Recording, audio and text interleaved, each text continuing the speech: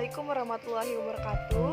Kembali lagi bersama Ibu Norma Putri Ananda Herman pada pertemuan kita yang kedua. Nah, pada pagi ini Ibu sedang membuat video. Mohon maaf keadaannya seperti ini karena Ibu sedang berada di Desa Tanduy, Kabupaten Taping dalam keadaan sehat walafiat pada kegiatan pengabdian masyarakat PHP 2D FKIP ULM. Jadi pada kesempatan yang berbahagia ini, Ibu akan menjelaskan materi mengenai struktur dan fungsi sel penyusun jaringan pada sistem sirkulasi. Adapun submateri kita pada hari ini yaitu tentang darah dan komponen penyusun darah. Ya, betul sekali.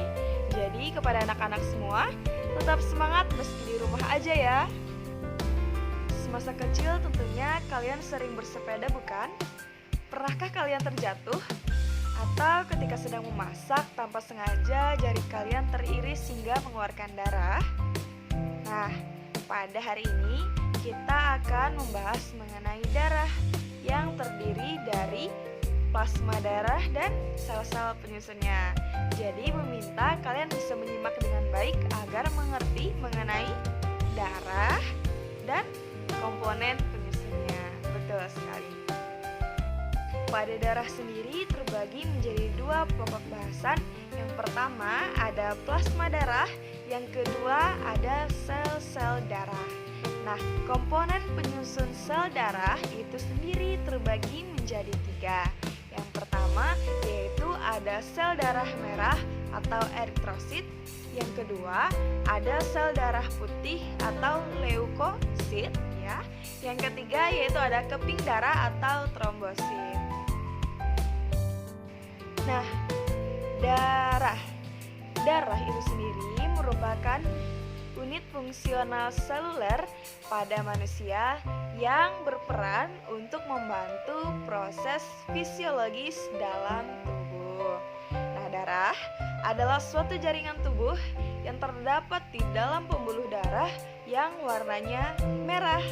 Nah, warna ini tergantung dari kadar oksigen dan karbon dioksida. Selanjutnya, darah juga merupakan jaringan yang tersusun atas plasma, sel darah merah, sel darah putih, dan keping darah. Nah, kita ulang sekali lagi ya.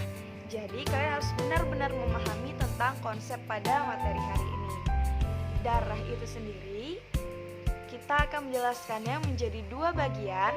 Yang pertama ada plasma darah, ya betul. Yang kedua ada sel-sel darah. Nah, tadi telah Ibu jelaskan, sel-sel darah itu ada komponen penyusunnya. Terbagi menjadi berapa? Ya, terbagi menjadi tiga, yaitu ada sel darah merah, sel darah putih, dan keping darah. Betul sekali. Sudah paham ya? Selanjutnya yaitu plasma darah. Plasma darah terdiri atas 90% air dan 10% zat terlarut lainnya. Nah, terdiri dari magnesium, besi, garam mineral, hormon, gas, dan sisa metabolisme lainnya.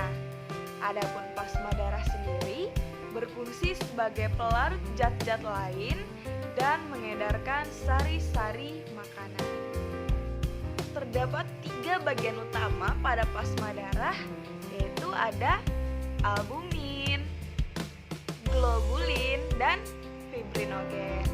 Nah, albumin berperan dalam mengatur tekanan osmotik darah atau mengontrol aliran air yang masuk dalam membran plasma. Yang selanjutnya ada globulin. Nah, globulin mengangkut nutrisi makanan dan berperan dalam sistem kekebalan tubuh. Selanjutnya ada fibrinogen. Fibrinogen berperan dalam proses pembekuan darah. Sel-sel darah. Hampir 45% dari volume darah manusia merupakan sel-sel darah. Darah mengandung beberapa tipe sel darah yang memiliki fungsi yang berbeda-beda. Terdapat 3 macam sel darah, antara lain yaitu sel darah merah atau eritrosit, sel darah putih atau leukosit, dan keping darah atau trombosit.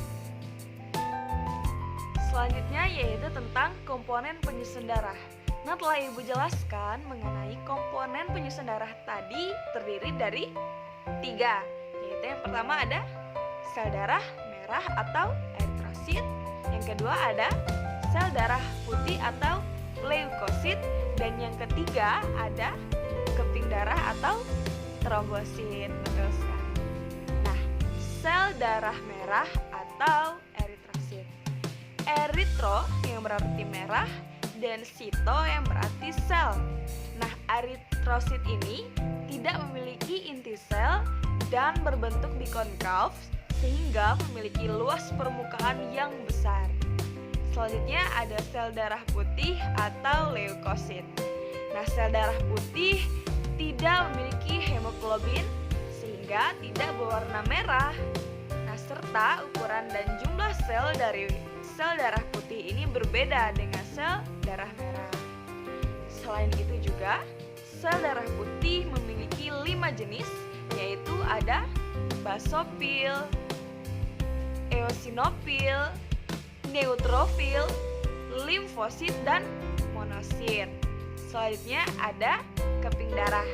Nah, keping darah atau yang disebut dengan trombosit merupakan fragmen-fragmen besar sel yang disebut megakaryosit. Wow, apa tadi sebutannya? Megakaryosit. Nah, keping-keping darah berperan dalam proses penghentian pendarahan. Selanjutnya, Ibu akan menginfokan mengenai 2 fakta unik tentang darah. Yang pertama yaitu darah merupakan penyumbang 8% dari total berat tubuh manusia. Yang kedua yaitu sel darah merah yang sehat kira-kira dapat bertahan hidup sekitar 120 hari. Luar biasa, sangat lama sekali ya, 120 hari. Nah, ini merupakan fakta unik yang terdapat pada darah.